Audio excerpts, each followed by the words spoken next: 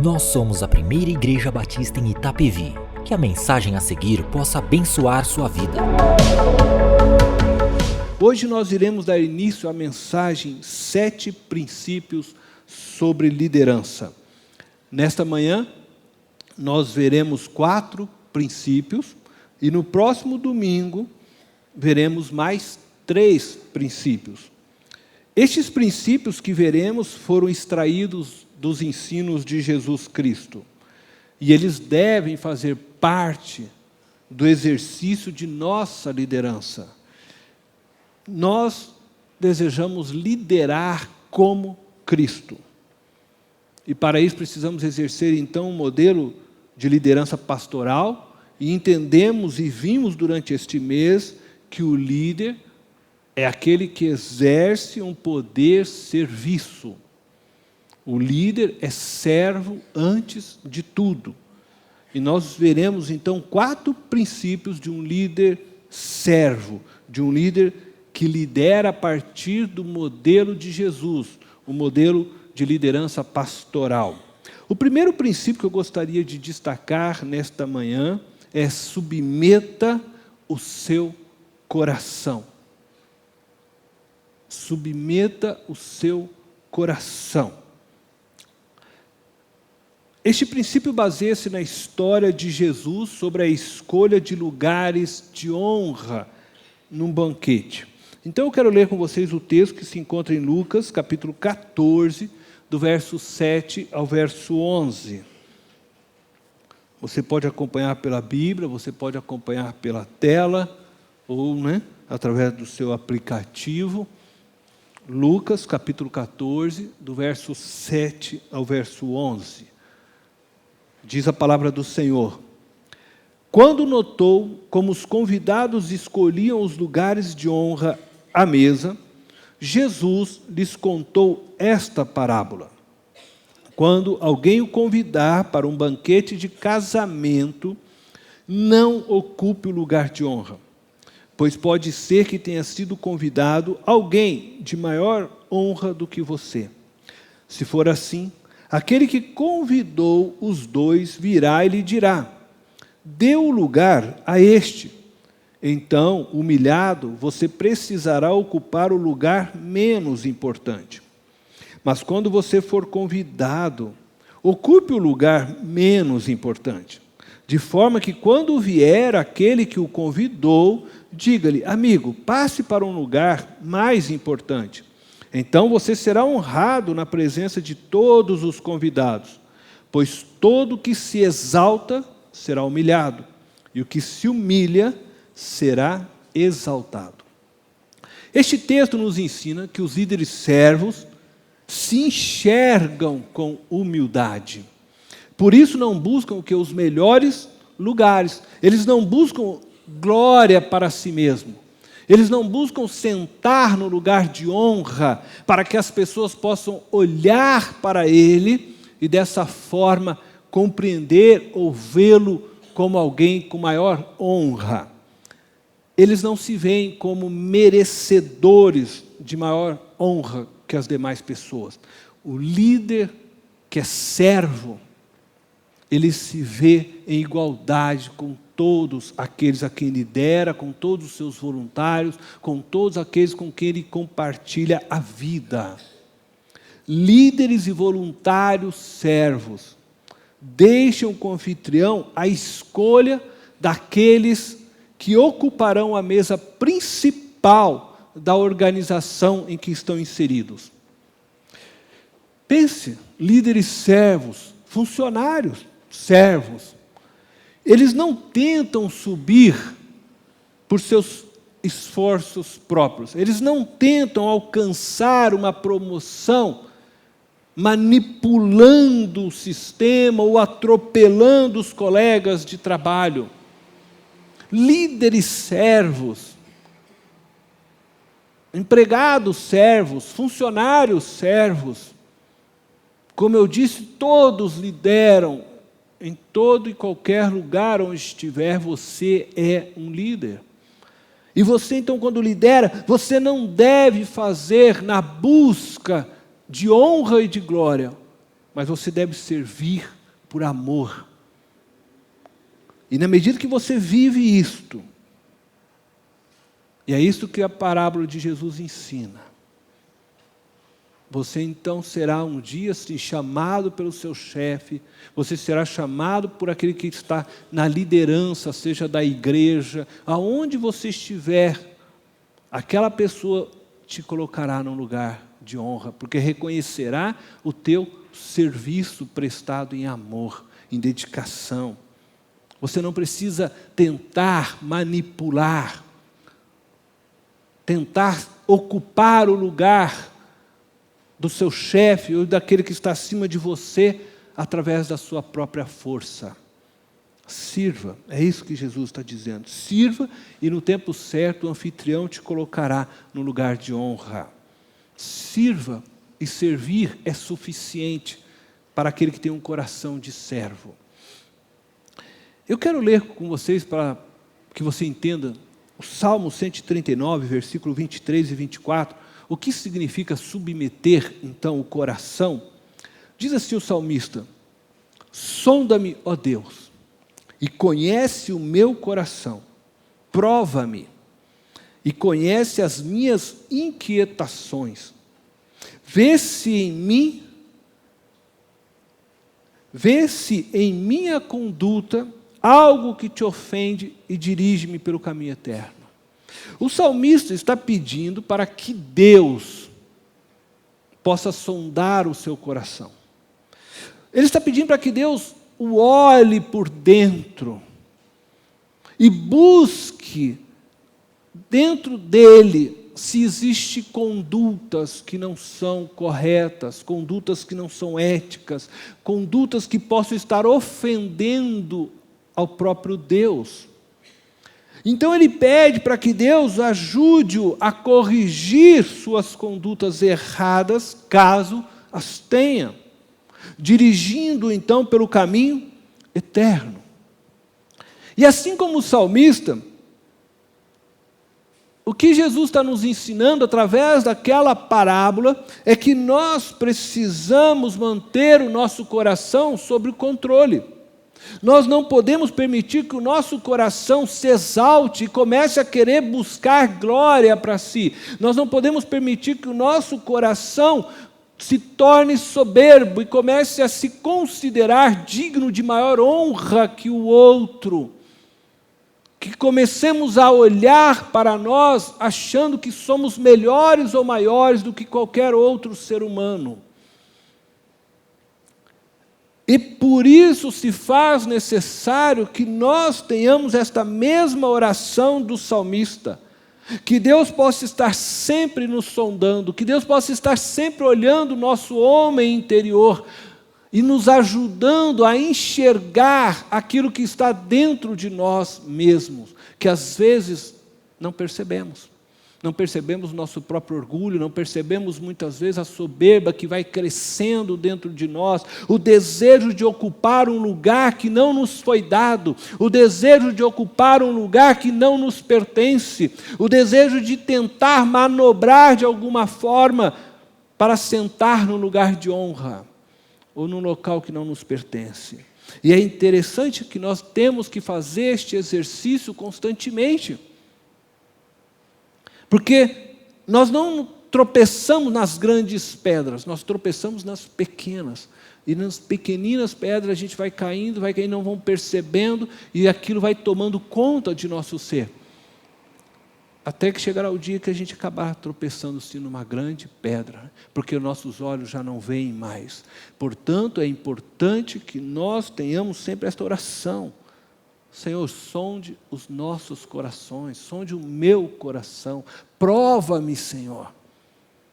Se for necessário, prova-me. O Senhor conhece as minhas inquietações, o Senhor conhece aquilo que lá dentro de mim me perturba e que pode me conduzir por caminho errado. Cuida, Senhor, de mim. Esta é a oração do salmista e esta é a nossa oração. Lembre-se sempre, todo dom que você possui e toda oportunidade que lhe foi dada na vida, para desenvolver o seu potencial, foi dado pela graça de Deus. Então fique atento para que o orgulho não se desenvolva em seu coração.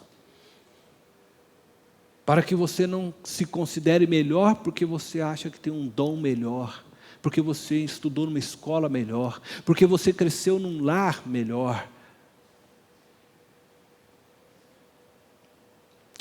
Que Deus possa estar sondando sempre os nossos corações. O segundo princípio, para que nós possamos desenvolver essa liderança de servo, essa liderança no modelo pastoral de Jesus, é foque na causa e não no bônus. Aprendemos este princípio através do pedido de Tiago e João, para que Jesus lhes desse permissão de sentarem à sua direita e o outro à sua esquerda, quando entrassem na glória. Jesus, por outro lado, ensinou para eles que o sofrimento por sua causa vinha antes do reinado com ele. E eu quero ler então com vocês este texto que se encontra em Marcos, capítulo 10, verso 35 ao verso 40. Marcos, capítulo 10, verso 35 até o verso 40. Diz assim: Nisso, Tiago e João, filhos de Zebedeu, aproximaram-se dele e disseram: Mestre, queremos que nos faça o que vamos te pedir. O que vocês querem que eu lhes faça? Perguntou ele. Eles responderam: Permite que na tua glória nos assentemos um à tua direita e o outro à tua esquerda. Disse-lhe Jesus: Vocês não sabem o que estão pedindo. Podem vocês beber o cálice que eu estou bebendo, ou ser batizado com o batismo com que estou sendo batizado? Podemos, responderam eles. E Jesus lhes disse: Vocês beberão o cálice que estou bebendo, e serão batizados com o batismo com que estou sendo batizado. Mas o assentar-se à minha direita ou à minha esquerda não cabe a mim conceder. Esses lugares pertencem àqueles para quem foram preparados. Jesus nos ensina, através desta passagem, que antes de nós saborearmos as vitórias, como João e Tiago estavam esperando, é preciso abraçar a causa com todo o nosso ser, assim como ele, Jesus, abraçou a causa de seu Pai. Antes de vivermos a glória oferecida a nós por meio da vitória de Cristo na cruz, é preciso que tomemos a nossa cruz e façamos o que Jesus nos mandou fazer. Que sejamos líderes em meio ao mundo perdido na escuridão. Que possamos influenciar vidas com o amor de Deus, ainda que isto custe a nossa própria vida. Os líderes servos seguem os passos de Jesus, seu mestre e salvador, que primeiro se doou inteiramente ao projeto do Pai, e somente depois da sua ressurreição se assentou no trono à direita de Deus Pai. Antes da glória, nós temos que encarar a cruz. E Jesus nos ensina que devemos focar em nosso serviço, com todo o nosso ser, sem nos preocuparmos em que lugar nos assentaremos no seu reino. Isso significa que Jesus está dizendo que temos que nos preocupar não com o bônus daquilo que nós podemos receber através da sua vitória, mas que nós temos que viver aqui preocupados com a missão que nos foi dada. Nós temos que nos focar na missão. O bônus, nós um dia receberemos. E talvez aqui, nessa caminhada, você vai experimentar alguns desses bônus. Mas não é isto que nós devemos nos apegar. E sim com a missão que nos foi dada. Um líder servo, aquele que é voluntário no ministério, que serve, ele permanece focado em sua causa. Ele se preocupa em cumprir sua missão com excelência, para que a visão estabelecida por Deus à sua igreja seja alcançada. Assim também o funcionário servo, aquele que trabalha numa empresa, ele se preocupa em alcançar o objetivo da empresa em que trabalha, respeitando assim as suas normas e os seus colegas. Antes dele buscar uma promoção, faça o trabalho com excelência. A promoção, ela virá no tempo certo. É um bônus do trabalho bem feito. É um bônus por você ter cumprido a missão que lhe cabia cumprir. Assim acontece na vida eclesiástica dentro da igreja, e assim acontece lá fora, e é assim que Jesus está nos ensinando. Foque na missão que Deus te deu. Fale do amor de Deus, mostre o amor de Deus a todas as pessoas, expresse o amor de Deus, lidere com este modelo pastoral que nós temos conversado, que Jesus nos ensina. Fique focado nisso e deixe que o bônus Deus te dará no tempo certo. Jesus disse: busque em primeiro lugar o meu reino e a sua justiça. As demais coisas eu acrescentarei. Então, antes de buscar a promoção, antes de buscar os bônus, de fazer parte do reino de Deus, trabalhe, sirva com excelência. Terceiro princípio que Jesus nos ensina: descubra a grandeza no serviço. Os líderes servos, eles desistem de seus direitos pessoais para encontrar grandeza no serviço prestado aos outros. A grandeza, ela começa com aqueles que se tornam servos da missão. O melhor exemplo deste princípio é a vida do próprio Jesus. O nosso Senhor compreendia muito bem qual seria o resultado de sua missão. Por isso ele afirmou o seguinte, veja só o que ele diz aí em Marcos capítulo 10, no verso 45. Pois nem mesmo o Filho do Homem veio para ser servido, mas para servir e dar a sua vida em resgate por muitos. Jesus está afirmando que tinha o conhecimento de que veio ao nosso mundo para dar a sua vida, com o fim de que fôssemos salvos. Eu e você fôssemos salvos. Em João, capítulo 12, versículo 24, Jesus diz as seguintes palavras: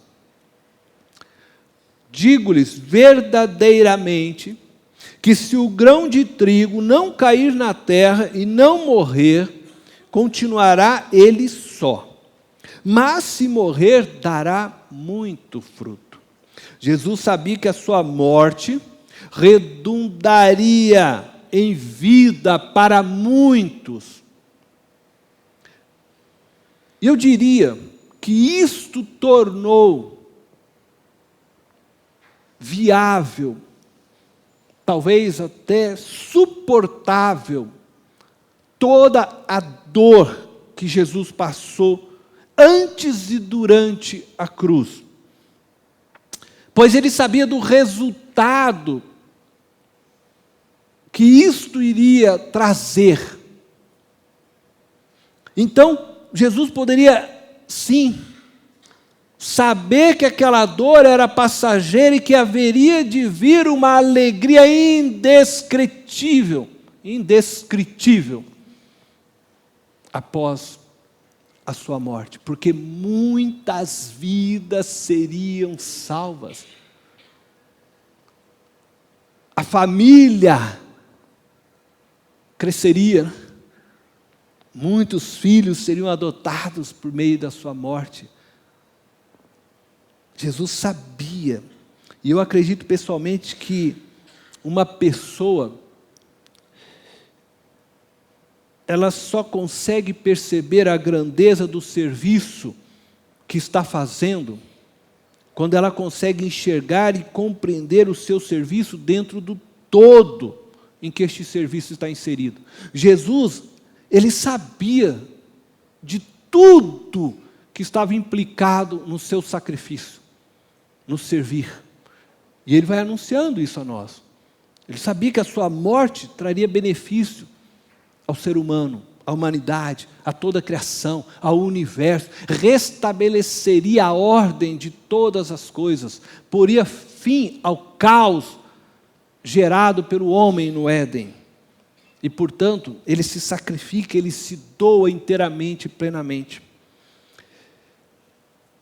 Cada membro de nossa igreja possui um dom que precisa ser desenvolvido dentro de um ministério na igreja ou fora da igreja, mas que precisa ser funcional ao corpo de Cristo.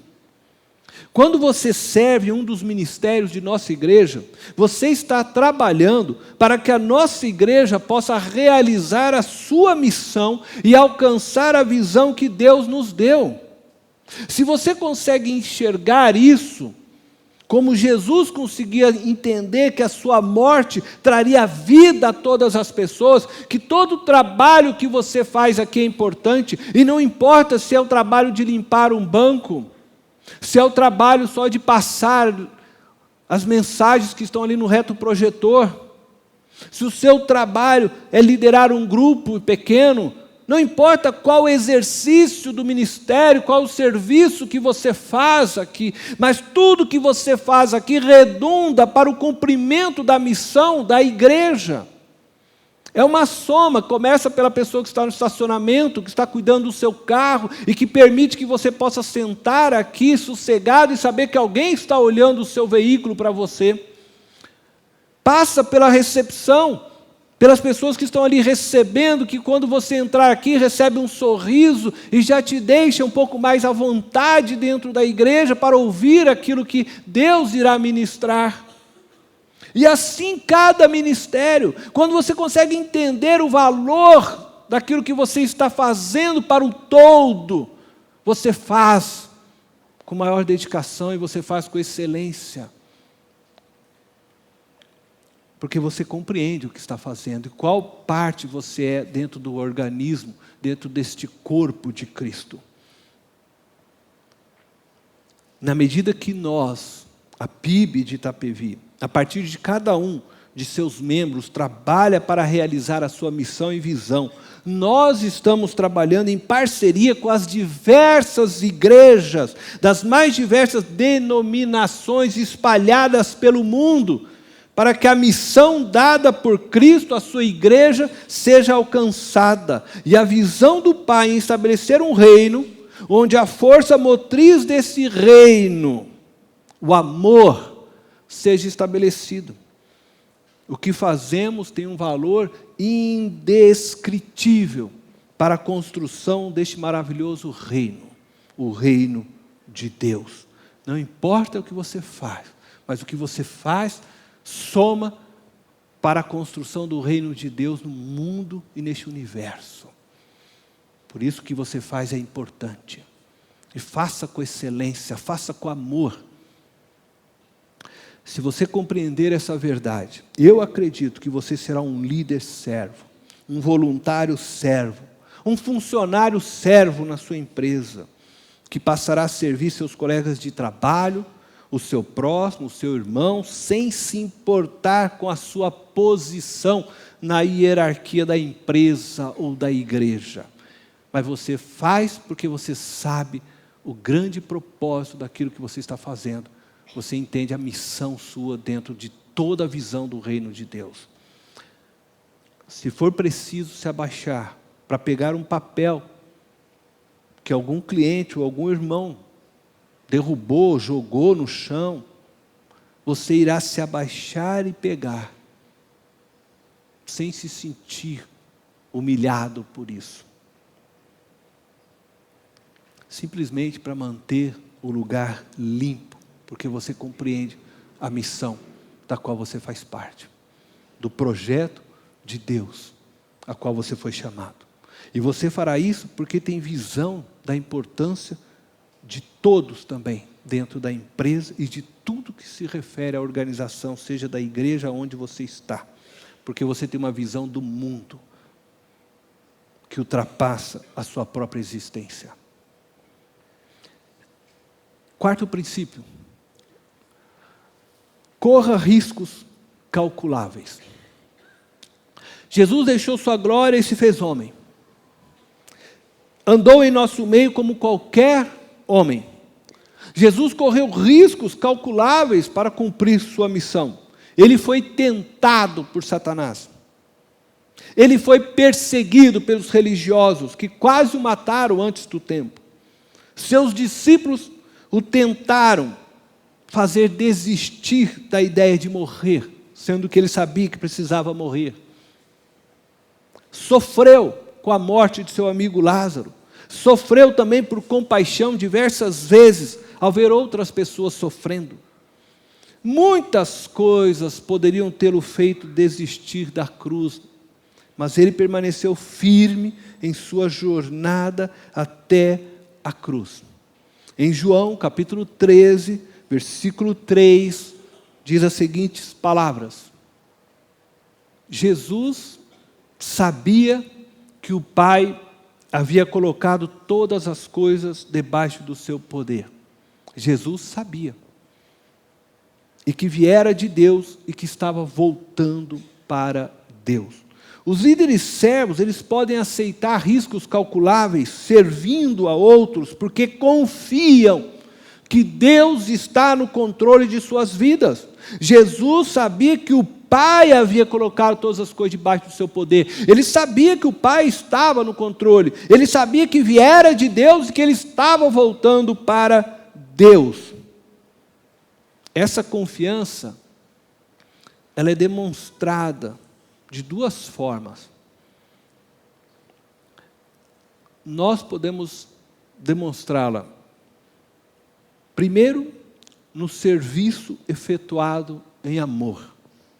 A confiança que Deus está no controle da nossa história, das nossas vidas, nos levam a fazer um serviço sustentado, baseado no amor. Quem tem essa certeza de que Deus está no controle, ama servir e serve amando. Amar é servir. Quando amamos alguém, servimos essa pessoa. Um amor que não resulta em ações concretas de serviço não é amor. Amor que só existe em palavras, não passam de palavras jogadas ao vento. Quem ama está disposto a sofrer pelo outro, a correr riscos em prol do outro. Por isso o amor tudo espera, tudo sofre, tudo crê, tudo suporta. O amor, ele é um conjunto de atitudes de serviço, atitudes práticas que você presta a outra pessoa. Quem ama se torna então vulnerável, porque você passa a servir ao outro e você se torna vulnerável ao outro. Quem ama corre riscos calculáveis. Deus correu risco ao criar o ser humano, e Ele pagou um preço por ter nos feito a sua imagem e semelhança e ter nos dado a liberdade. Contudo, esse amor que Deus tem, que o levou à cruz por nós, a qual Deus agora nos chama a vivermos pelos outros, só é possível de ser vivido quando você sabe claramente quem você é e para onde você vai. Quando eu sei que eu pertenço a Deus, sou filho de Deus, que o Espírito de Deus habita em mim, que a minha história está nas mãos dEle, e que um dia eu voltarei para Ele, então eu tenho capacidade de amar de verdade, porque a minha vida só tem valor para mim quando ela é vivida para Ele, para Deus. Por isso Paulo diz: já não vivo eu, mas Cristo vive em mim. Aquele que tem essa consciência de que tudo está sob o domínio de Deus e que Deus está no controle, consegue descansar, mesmo quando corre riscos na vida, mesmo quando se coloca na posição de vulnerabilidade. Ele é capaz de descansar porque sabe que o Criador está no controle. A segunda marca daquele que é capaz de amar, né, de servir, de correr esse risco calculável, ela está demonstrada na disposição de colocar todo o seu potencial a serviço do outro. Confiar em Deus inclui crer que Deus está trabalhando com toda a matéria-prima, né? Ele nos faz um líder servo, singular. As matérias-primas que Deus utiliza são os dons espirituais que Ele nos capacitou, que Ele colocou em cada um de nós.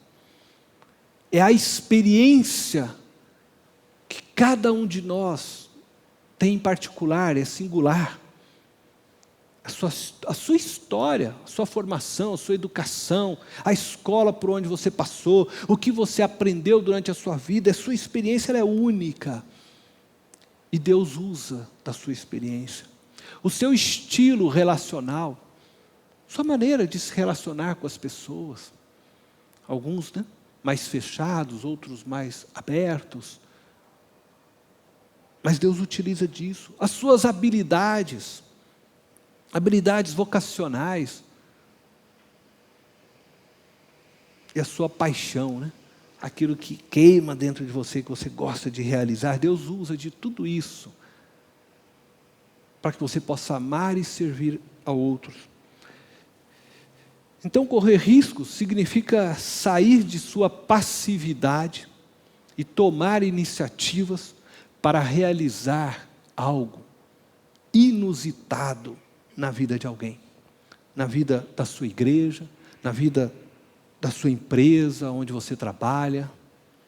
Criar coisas novas, levar sugestões novas aos seus líderes, investir todo o seu conhecimento, o seu potencial em outra pessoa, onde você trabalha, na igreja, na sua casa, compartilhar o seu saber sem medo. E você só fará isso se você confiar plenamente em Deus. Caso você não confie plenamente em Deus, você não vai ter coragem para se arriscar. Vai ficar sempre com aquela coisa de um pé atrás, né? Nunca vai amar plenamente. E muitas pessoas ficam estagnadas, pois têm medo. Tem medo de tentar trazer algo novo, porque se não der certo vão me demitir. O pastor vai me dar uma chamada lá feia. Tem medo de tentar mudar algo. Não, afinal de contas, isso aqui já é tradição, estou 30 anos fazendo dessa forma e quero manter dessa forma. E não percebe que às vezes o novo pode ser bom.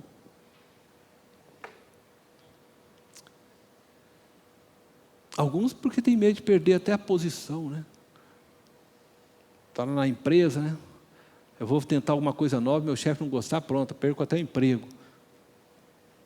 Mas às vezes, é na tentativa do novo que você vai ser reconhecido, no que você se diferencia dos outros. Mas precisa confiar em Deus, precisa acreditar que Deus está no cuidado da sua história, no controle dela. Eu quero então concluir com vocês essa mensagem. Que possamos ser líderes servos, voluntários servos, funcionários servos, pais servos, filhos servos, amigos servos, né? E que nós possamos fazer isso, submetendo nossos corações ao controle de Deus, para que nunca venhamos nos achar melhor do que somos. Que vivamos focados na causa do reino de Deus, e não no bônus, né? Não nos ganhos que podemos alcançar por sermos filhos de Deus. Que possamos ver a grandeza do serviço que nos foi confiado por Jesus Cristo. Independente de qual serviço você realiza na igreja ou em qualquer outro lugar, na sua empresa, mas este serviço Deus te confiou. Faça com excelência. Entenda este serviço como parte do projeto maior de Deus no reino. E que corramos riscos calculáveis, para que vidas sejam transformadas pelo poder de Deus. Porque Deus está no controle das nossas histórias. Eu convido você a fechar os teus olhos. Pai amado e eterno, te damos graças por esta manhã e por mais uma vez podemos estar aqui aprendendo sobre estes princípios de liderança. Minha oração é que o Senhor Deus possa nos conduzir, a fim de que sejamos líderes segundo o teu coração. Esse é o nosso desejo, Pai. Em nome de Jesus. Amém. Esta foi mais uma mensagem especial da Primeira Igreja Batista em Itapevi. Que Deus te abençoe.